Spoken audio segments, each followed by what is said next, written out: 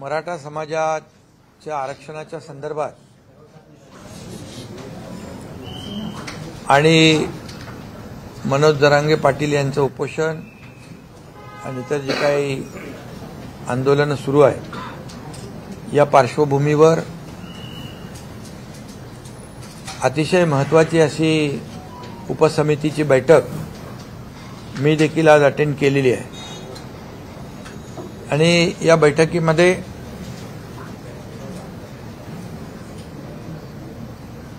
अतिशय तपशीलवार चर्चा त्या बैठकीत झाली।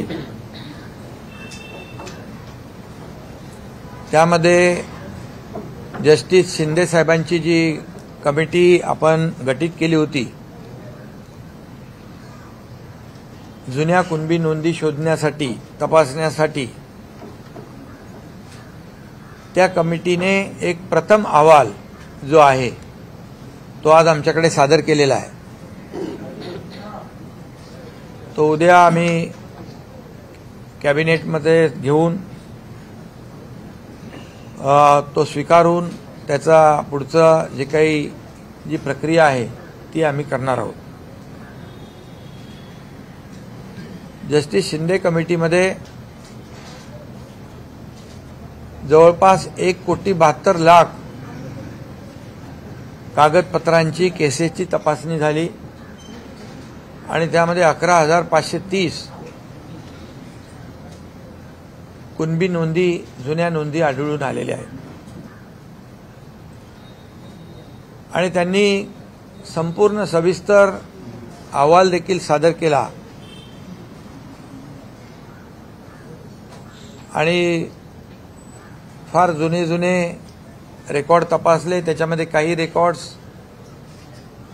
उर्दूमधले, काही मोडी लिपीमध्ये देखील सापडले आणि पुढे देखील त्यांनी हैदराबादमध्ये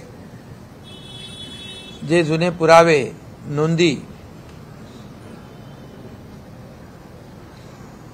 त्या कागदपत्रांसाठी विनंती केलेली आहे आणि त्याच्यामध्ये देखील त्यांचं म्हणणं आहे की आणखी काही नोंदी सापडतील म्हणून त्यांनी 2 महिन्याची आपल्याला सरकारकडे मुदत मागितली आणि काम तसं बघायला गेलं तर त्यांनी खूप चांगल्या प्रकारचं काम केलंय। म्हणजे अनेक पुरावे तपासले, 1, 2, 3 असे 15-16 पुरावे तपासले। अतिशय डिटेलमध्ये त्यांनी त्याच्यामध्ये काम केलेलं आहे आणि म्हणून सरकारने त्यांना 2 महिन्याची जी काही मुदत दिली की त्यांच्या कामाचा आवाका आणि त्यांच्या कामातून आलेलं आउटपुट जे आहे त्याचं प्रमाण मोठं आहे। तरी सुद्धा त्यांना आम्ही सांगितलेलं आहे, विनंती केली आहे की 2 महिन्याचा अवधी असला तरी सुद्धा लवकरात लवकर आपला रिपोर्ट सादर करा, अंतिम रिपोर्ट। पण हे जे 1,73,00,000 कागद तपासलेत, केसेस तपासल्यात आणि 11,530 याच्यामधून नोंदी सापडल्यात, ही देखील एक समाधानकारक बाब आहे आणि म्हणून त्यांना देखील कुणबी प्रमाणपत्र जे आहेत ज्यांच्या नोंदी सापडल्यात त्या कागदपत्रांची तपासणी करून पुढची कार्यवाही देखील सुरू होऊन जाईल।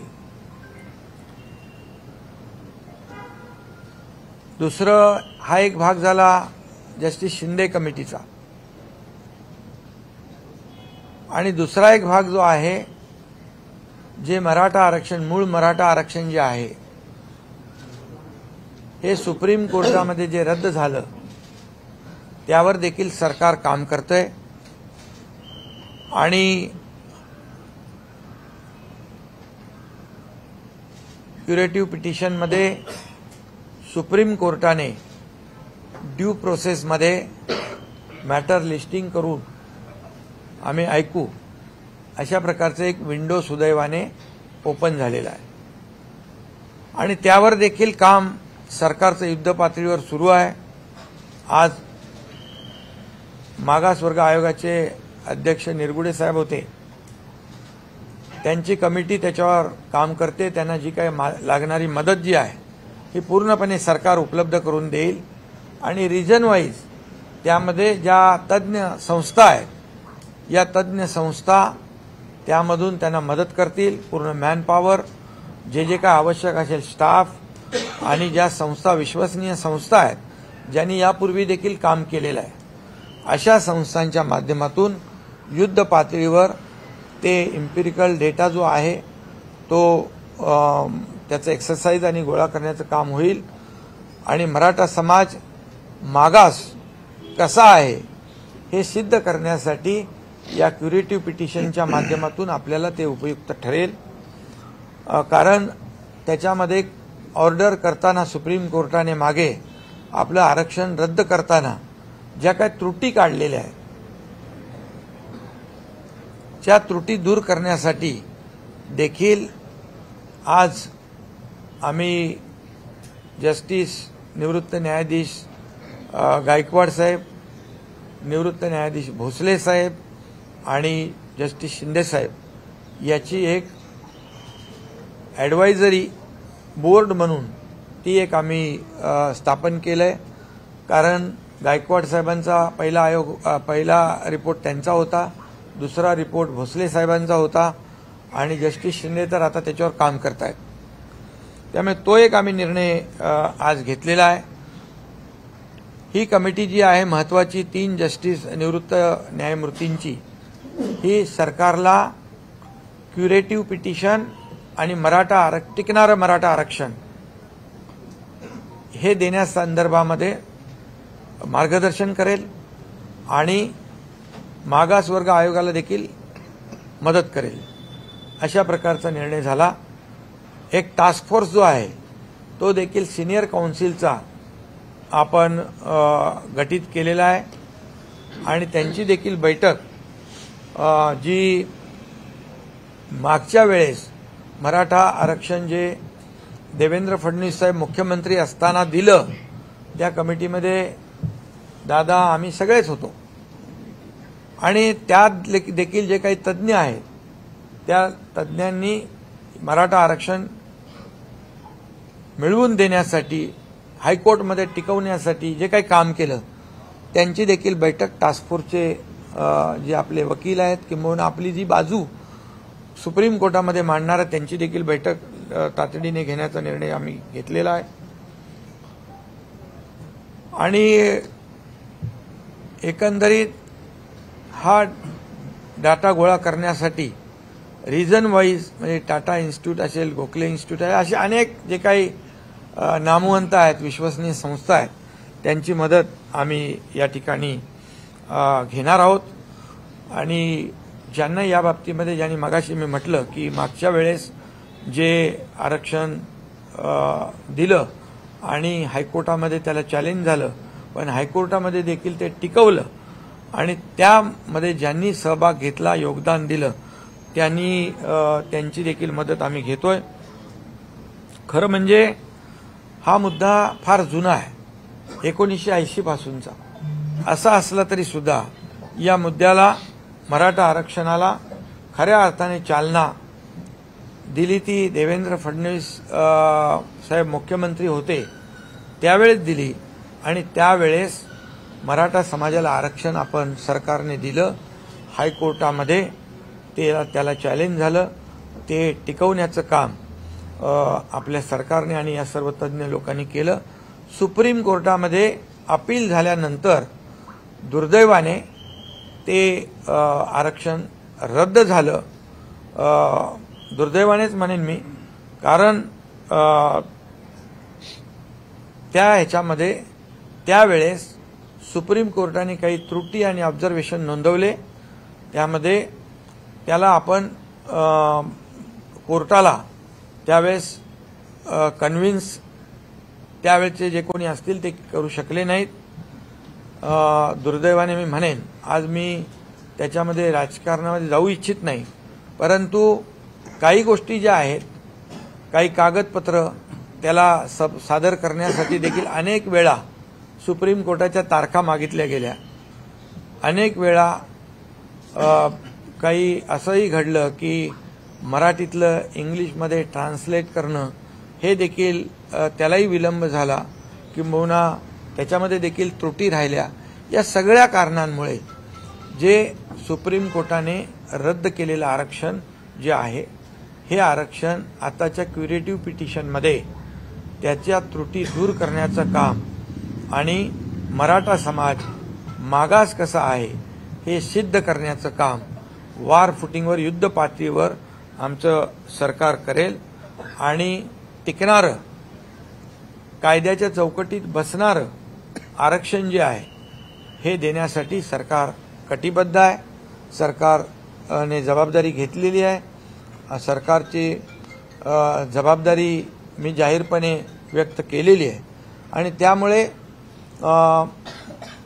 आणि त्याचबरोबर उद्या मनोज जरांगे पाटील यांचे काही प्रतिनिधी देखील अशी चर्चा आपली उपसमिती आणि आपले अधिकारी देखील करतील। तशा प्रकारची त्यांना देखील विनंती आमचे डिव्हिजनल कमिशनर कलेक्टर करतील।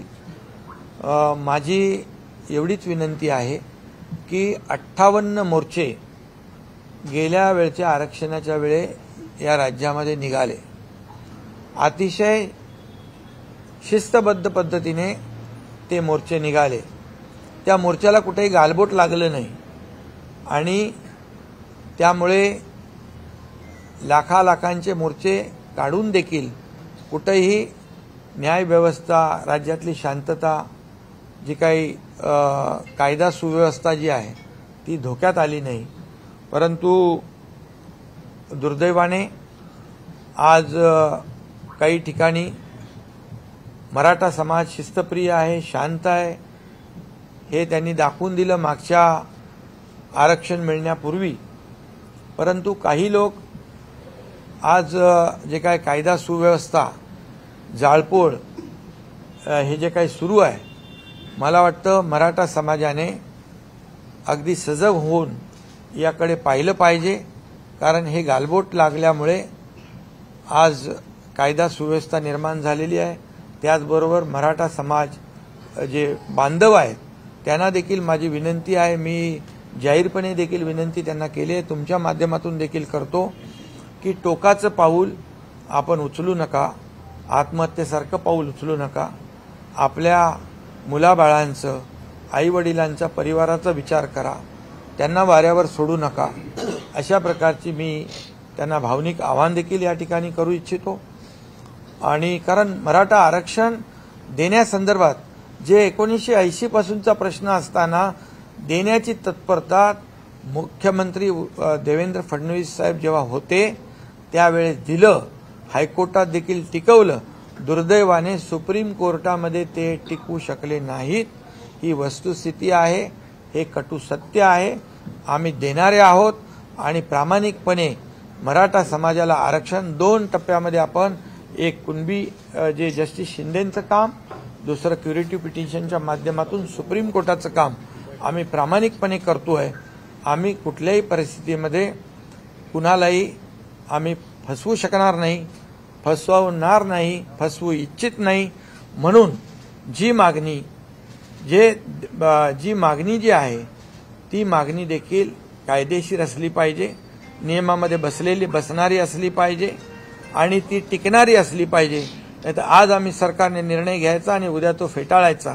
समाजाला एक प्रकारे सरकारने फसवलं अशी भावना सरकारमध्ये, जनतेमध्ये, मराठा समाजामध्ये आम्ही जाऊ देणार नाही। आम्ही जे बोलतोय, जे होण्यासारखं आहे तेच आम्ही बोलतोय आणि नक्की आपल्याला मी सांगतो, आपल्या माध्यमातून मराठा समाजाला टिकणारं, कायदेशीर टिकणारं, कायद्याच्या चौकटीत टिकणारं, इतर कुठल्याही समाजावर अन्याय न करता हे आरक्षण आम्ही देणार आहोत। त्यासाठी सगळ्या प्रक्रिया ज्या आहेत त्याच्यावर सुरू आहे आणि म्हणून मनोज जरांगे पाटील यांना देखील माझं आव्हान आहे, विनंती आहे की आपण थोडा वेळ यामध्ये सरकारला दिला पाहिजे। सरकारचं काम जे तुम्ही कुणबी दाखल्याचं जी मागणी केली, जस्टिस शिंदे अतिशय चांगल्या प्रकारचं काम करतात, त्यांनी त्याच्यातून आउटकम आपल्याला दाखवलेला आहे।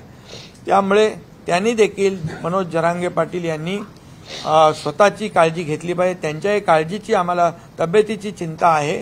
त्यांनी वैद्यकीय उपचार घेतले पाहिजे, पाणी घेतलं पाहिजे, त्यांनी हॉस्पिटलची जी काही ट्रीटमेंट आहे ती घेतली पाहिजे। कारण शेवटी कुठेही आम्हाला सरकारला देखील त्यांची चिंता आहे, त्यांच्या तब्येतीची चिंता आहे।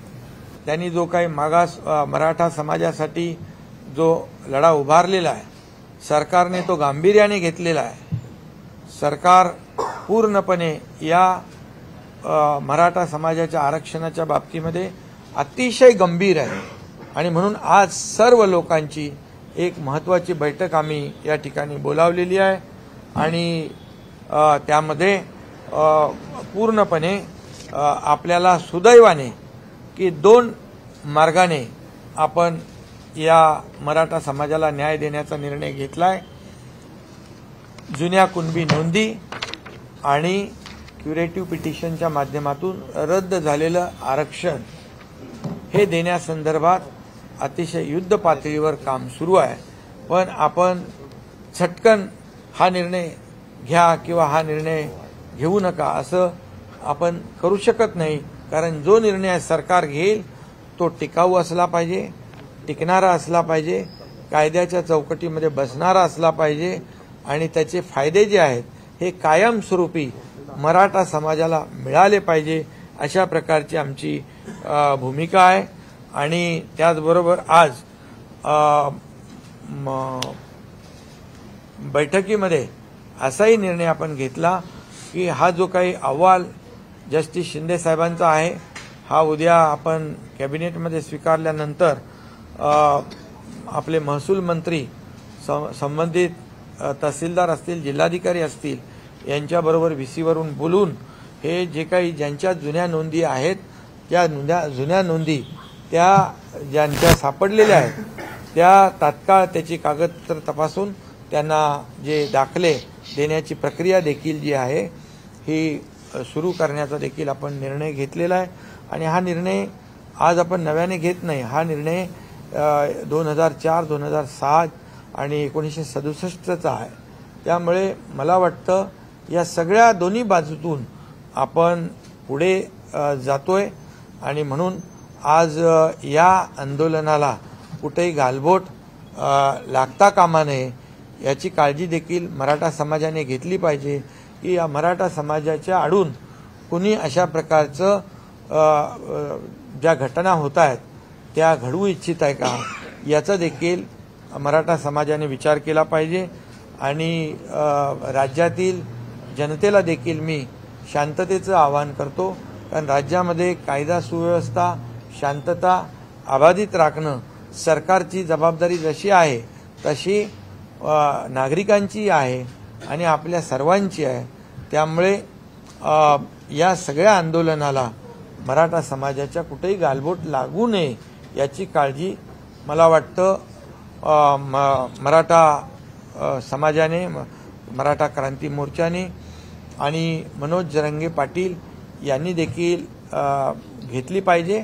सरकार तर घेतेच आहे आणि म्हणून सगळ्यांना मी शांततेचं देखील आवाहन करतो, विनंती करतो पुन्हा एकदा की मनोज जरांगे पाटील यांनी जे काही उपचार असतील, पाणी असेल, जेवण असेल हे घ्यावं आणि सरकारला थोडा अवधी निश्चितपणे दिला पाहिजे, कारण जो अवधी आपण वाढवून दिलेला आहे त्याच्यातून आपल्याला मोठ्या प्रमाणावर जुन्या नोंदी निष्पन्न होत आहेत आणि म्हणून आणि त्याचबरोबर क्युरेटिव्ह पिटिशनचं देखील मी आपल्याला वस्तुस्थिती सांगितलेली आहे।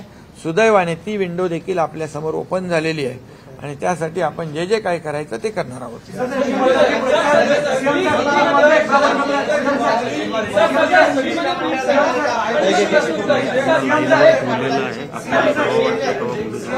कोणाला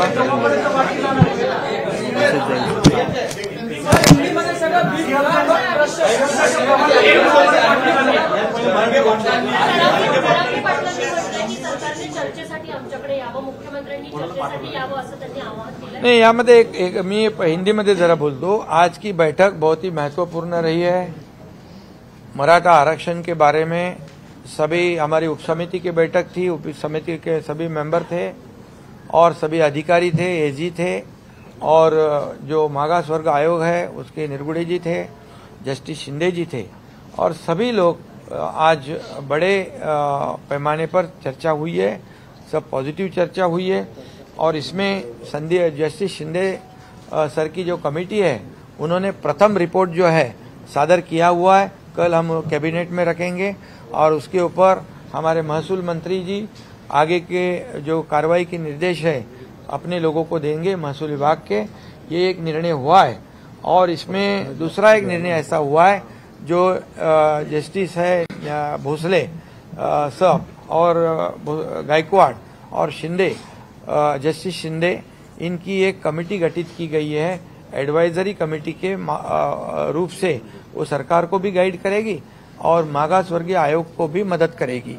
ऐसा एक भी निर्णय हुआ है. एक सीनियर एडवोकेट का जो है सीनियर काउंसिल का एक टास्क फोर्स जो गठित किया है उसे ये जो कमेटी के लोग हैं ये मदद करेंगे. उनके साथ एक जल्दी बैठक होगी. और जिन्होंने जब देवेंद्र फडणवीस जी मुख्यमंत्री थे तब जो आरक्षण दिया था और वो जब चैलेंज हुआ हाईकोर्ट में तब कई इस मराठा आरक्षण में जिन्होंने काम किया, जो तज्ञ लोग हैं, जो अनुभवी लोग हैं, उनके साथ भी बैठक वहां पर करने का फैसला किया है ताकि वो भी अपनी कुछ सुझाव दे सकते हैं. और इसके बाद जो जस्टिस शिंदे कमेटी का अभी मैंने कहा कि अहवाल सबमिट कर रहे हैं और उनको जो मोहलत उन्होंने मांगी थी 2 महीने की, क्योंकि उनसे उनकी कमेटी बहुत ही डीपली काम कर रही है और जो एविडेंस है जो पुराने वो ढूंढ रही है और इसलिए उन्होंने 2 महीने का समय मांगा. इसमें उनका कहना है कि और कुछ जो पुराने दस्तावेज है, पुराने जो पुरावे हैं वो मिलेंगे तो और ज्यादा मराठा समाज को न्याय मिल सकता है. इसलिए उनको कहा कि 2 महीने दिए हैं लेकिन जल्द से जल्द अपना अंतिम अहवाल भी वो सादर करे, ऐसी विनती उनसे हमने की है. ये एक तरफा हुआ है. उन्होंने 1,70,00,000 लोगों के कागजात देखे हैं. उसमें से 11,530 पुरानी जो नोंद है, पुराने जो उनके एविडेंस है वो मिले हैं उसमें, जिससे मराठा समाज को निश्चित रूप से फायदा हो जाएगा. और दूसरी तरफ जो सुप्रीम कोर्ट में ये जो मराठा आरक्षण जो मुख्यमंत्री देवेंद्र फडणवीस जी के जमाने में हम लोग साथ में ही थे, सब चंद्रकांत पाटिल जी है, हम लोग सब थे, और वो जो हाईकोर्ट में जब चैलेंज हुआ तो हाईकोर्ट में उसको प्रोटेक्ट किया, हाईकोर्ट ने कंफर्म किया और दुर्भाग्यवश सुप्रीम कोर्ट में वो रिजेक्ट हुआ. अभी वहां पर जो हुआ है, जो त्रुटियां है, जो खामियां सुप्रीम कोर्ट ने निकाली है उसके ऊपर काम कर रहे हैं. और जो मराठा समाज बैकवर्ड कैसे है ये जो एम्पिरिकल डेटा जो है वो कलेक्ट करने का काम शुरू है. जो बैकवर्ड कमीशन है, निरगुड़े जी है, उसकी कमेटी काम करेगी. और दूसरी बात, जो ये जो कमेटी हमने गठित की है, justice Bhosale, justice Gaikwad, justice Shinde, ये कमेटी जो है सरकार को भी मार्गदर्शन करेगी मराठा आरक्षण के मुद्दे पर और इनको भी जो बैकवर्ड कमीशन है उनको भी मदद करेगी. ऐसा ये तय हुआ है. और निश्चित रूप से मैं ये कहूंगा कि जो सुप्रीम कोर्ट में जो आरक्षण रिजेक्ट हुआ है इसके भी कई कारण है, लेकिन आज मैं इस राजनीतिक मुद्दे को दोहराना नहीं चाहता हूं, लेकिन वो पिछले सरकार का फेल्यूर है इतना तो मैं जरूर कहूंगा. और वहां पर जो त्रुटियां खामियां है वो जो है उसको कैसे करेक्ट किया जाए, इसके लिए क्यूरेटिव पिटीशन में जब हमें सुप्रीम कोर्ट मौका देगा तो वो जो एविडेंस है, जो मराठा समाज कैसे सोशली और एजुकेशनली बैकवर्ड है, ये साबित करने का काम हमारी ये तज्ञ जो सीनियर काउंसिल है और ये बाकी लोग जो हैं अभी जो मैंने नाम लिए हैं वो मदद करेगी. और मैं इतना विश्वास के साथ कह रहा हूँ, दावे के साथ कह रहा हूँ कि जो मराठा आरक्षण जो है समाज को देना है, वो नियम के अनुसार जो टिकने वाला, जो कानून के दायरे में बैठने वाला ये आरक्षण देना, ये सरकार इसके लिए कटिबद्ध है, ये हमारी जिम्मेदारी है, उसके ऊपर हम काम कर रहे हैं। ये मैंने पहले भी कहा है और आज भी कह रहा हूं सरकार के माध्यम से कि सरकार पूरी तरह इस मराठा समाज को आरक्षण देने में पूरी तरह गंभीरता से काम कर रही है। इसलिए मेरा अनुरोध है, जो मनोज जरांगे पाटिल और उनकी जो टीम है उससे भी अनुरोध है कि हमें भी उनके तबीयत की, उनके आरोग्य की चिंता है। उन्होंने ये जो अनशन है इसे हमें सरकार को थोड़ा समय देना चाहिए। सरकार को अगर समय देते हैं तो निश्चित रूप से इसमें से बहुत ही बड़ा एक निर्णय लोगों को मिल सकता है, ऐसी उम्मीद हमने रखी है। और आज राज्य में जो लॉ एंड ऑर्डर की सिचुएशन, जो दुर्दैवी घटनाएं घट रही है, इसे भी रोकने की आवश्यकता है। मराठा समाज के पिछले जब मोर्चे निकले थे, पिछले समय जब आरक्षण दिया था तो 58 मोर्चे निकले थे, लाखों लोग रास्ते पे आए थे, लेकिन बहुत ही डिसिप्लिन देखा गया और उसमें पूरे देश ने उसकी नोंद ली और पूरे देश ने एक महसूस किया कि मराठा समाज एक शिस्तबद्ध पद्धति से एक शिस्तप्रिय समाज है। ये लॉ एंड ऑर्डर को भी बनाए रखने में बहुत ही मदद करने वाला है, ऐसा अनुभव है। और इसलिए अभी जो कुछ घटनाएं हो रही है इसका भी विचार मराठा समाज के लोगों ने करना चाहिए, क्योंकि ये इसके वजह से आंदोलन को क्या कहते हैं, एक दूसरी दिशा में ये आंदोलन जा रहा है। इसलिए मैं इतना ही कहूंगा कि ये सभी लोगों ने सोचने की आवश्यकता है। सरकार अगर कुछ निगेटिव होती तो ऐसा करना हम समझ सकते थे, उचित था, लेकिन सरकार पूरी तरह से गंभीरता से इसमें काम कर रही है और हम लोग किसी को भी इस मामले में, मराठी में मैं कहूंगा की कोणाची फसवणूक, कुठल्याही समाजाची फसवणूक आम्ही करणार नाही। म्हणजे वेळेवर वेळ काढूपणा बिलकुल आम्ही करणार नाही। जे देणार ते टिकाऊ आणि नियमात बसणार आम्ही देणार आहोत। त्यामुळे मराठा समाजाने देखील त्यावर विश्वास ठेवला पाहिजे, टोकाचं पाऊल उचलू नये, अशा प्रकारची भूमिका जे आज चालू आहे। आज मराठा समाजातले नेते मराठा समाजाला आंदोलन देण्यासाठी प्रयत्न करतायत, परंतु त्यांनाच गावबंदी सारखे याला सामोरं जावं लागतंय आणि अशा प्रकारचं हे राज्याच्या हिताचं नाही। समाजामध्ये तेढ निर्माण होईल अशा प्रकारचा काही लोक प्रयत्न करतायत, याची देखील दखल मराठा समाजाने आणि मराठा नेत्यांनी या संघर्षातल्या घेतली पाहिजे आणि सरकारला वेळ दिला पाहिजे, एवढीच माझी विनंती आहे, एवढंच माझं सगळ्यांना आव्हान आहे।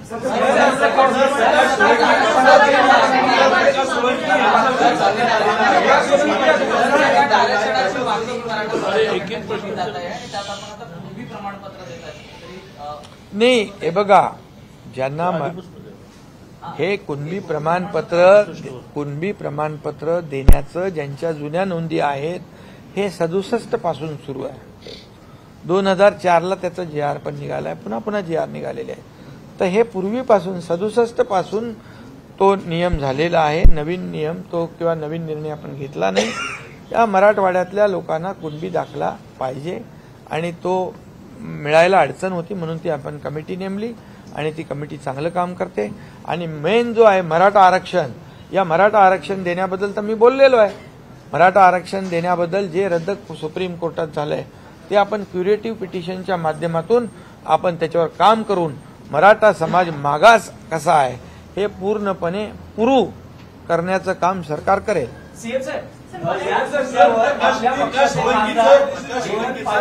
मराठा आरक्षणाच्या मुद्द्यावर आपल्या पक्षाचे खासदार हेमंत पाटील यांनी राजीनामा दिला आहे। हे बघा, हेमंत पाटील यांच्याशी माझं बोलणं झालेलं आहे।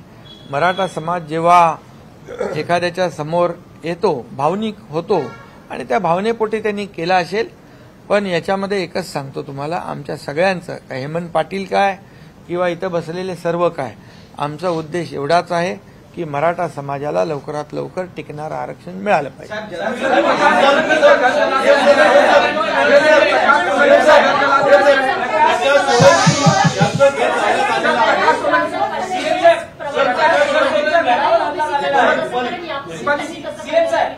हे बघा, हा कुणबी प्रमाणपत्र देण्याचा निर्णय आत्ता आपण घेतलेला नाही, हा 1967 पासून आहे. त्या मिळण्यामध्ये ज्या अडचणी होत्या त्या दूर करण्यासाठी जस्टिस शिंदे कमिटी आपण नेमली आणि त्याचाच कार्यभार सुरू आहे.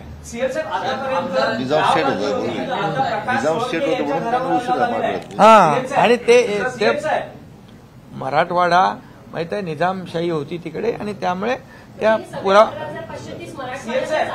मराठवाड्याचे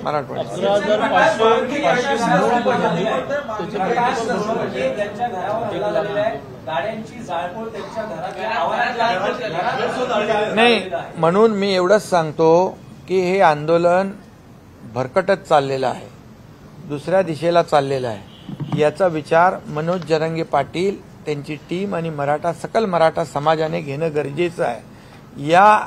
या आंदोलनामध्ये किंबहुना या मराठा समाजाला आरक्षण मिळवून देण्याच्या ज्या प्रक्रियेमध्ये जे नेते आहेत त्यांनाही देखील विचार करण्याची वेळ आहे की हे आंदोलन जे हिंसक का होत आहे, कारण याच्या मागे कोण आहे आणि हे आत्महत्येचं प्रमाण, आत्महत्या का होत आहेत याच्या मागे कोण आहे, याचा विचार मराठा समाजातल्या नेत्यांनी केला पाहिजे.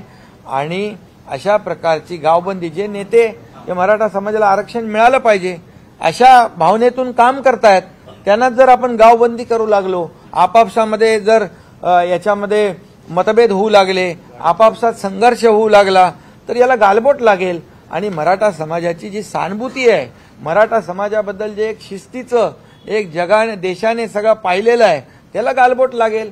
आणि जी सहानुभूती आज मराठा समाजाच्या पाठीशी आहे, अशा प्रकारामुळे लोकांच्या मनामध्ये एक वेगळा म्हणजे त्याच्यामध्ये निर्णय म्हणजे एक सहानुभूती देखील कमी होऊ शकते. आणि म्हणून या मराठा समाजाचे जे मोर्चे निघाले, जी आंदोलनं झाली आतापर्यंत शांततेने झालेली आहेत, आता याला गालबोट लावण्याचं काम हे कोण करतंय याचा विचार देखील आंदोलनकर्त्यांनी केला पाहिजे.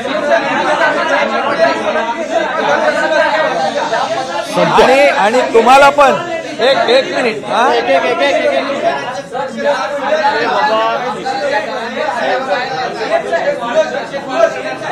काय करणार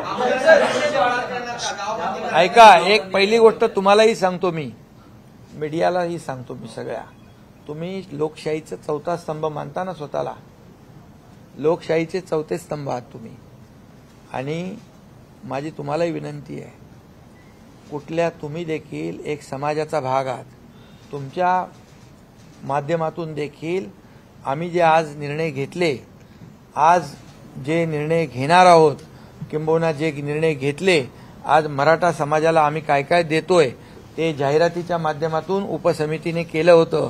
काय किती आपण त्यांना मराठा समाजाला आरक्षण मिळेपर्यंत जे आपण दिलेलं आहे, तुम्हाला मी सांगतो, आम्ही देण्याची भूमिका आमची प्रामाणिक आहे. मी मुख्यमंत्री झाल्यानंतर जवळपास 4000 लोकांना, अधिसंख्य पदांच्या लोकांना जे सुप्रीम कोर्टाने आरक्षण रद्द केल्यानंतर मधल्या ज्या पिरियडमध्ये ज्यांच्या सिलेक्शन झालं होतं, अपॉइंटमेंट मिळाली नव्हती, त्यांना नोकऱ्या देण्याचं धाडस या एकनाथ शिंदेने केलं. तेव्हा सगळे घाबरत होते, असं होईल तसं होईल, पण ते आज नोकऱ्या करतायत.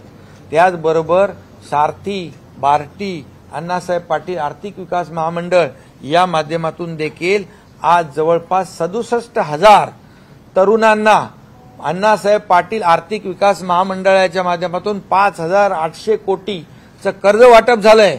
त्याचं व्याज आम्ही सरकार भरतोय. आणि त्याच्यामध्ये देखील आम्ही आज ठरवलं की बँकेचं लोन सुटसुटीतपणे मिळालं पाहिजे, सुलभतेने मिळालं पाहिजे आणि त्याला जो मराठा तरुण आहे त्याला उद्योग करण्यासाठी योग्य मार्गदर्शन मिळालं पाहिजे. अशा तज्ज्ञ लोकांची देखील त्या कमिटीमध्ये आम्ही नियुक्ती करतोय. सारथीला देखील, सारथीमध्ये देखील IAS, IPS, MPSC खूप मोठ्या प्रमाणावर मुलं त्याचा फायदा घेत आहेत. आणखी त्याच्यामध्ये जॉब ओरिएंटेड कोर्सेस देखील आम्ही त्याच्यामध्ये टाकलेले आहेत आणि त्याची संख्या जी आहे ती संख्या देखील समान सगळ्यांना केलेली आहे. आणि त्याचबरोबर आम्ही हॉस्टेलचं भाडं देखील आपण वाढवलं ना, 6,000 पर मंथ, 6,000 पर मंथ, 10 महिन्याचे 60,000. 10 महिन्याचे 60,000 तेही वाढ केले. म्हणजे ज्या माध्यमातून मराठा समाजाला, इतर समाजाला, ओबीसीला ज्या सवलती मिळत आहेत त्या सवलती मिळाल्या पाहिजे यावर देखील कटाक्षाने आमचं सरकार काम करतंय. त्याच्यामध्ये कुठेही निधी कमी पडणार नाही आणि त्याच्यात आणखी जे काही अधिकच त्यांनी सजेशन द्यावं आंदोलनकर्त्यांनी, त्याचा देखील आम्ही विचार करून त्याचा अंतर्भाव करू. म्हणजे मराठा समाजाला आरक्षण मिळेपर्यंत हक्काचं हे देखील आम्ही त्याच्यावर देखील प्रभावीपणे अंमलबजावणी करतोय. जे फायदे जे आहेत त्याच्यात आणखी काय करता येईल तेही आम्ही करू. पण तुम्हाला देखील माझी विनंती आहे की समाजामध्ये काही अशा घटना घडतात त्याला आपण देखील माध्यमाच्या माध्यमातून किती वेळा प्रसिद्धी द्यायची.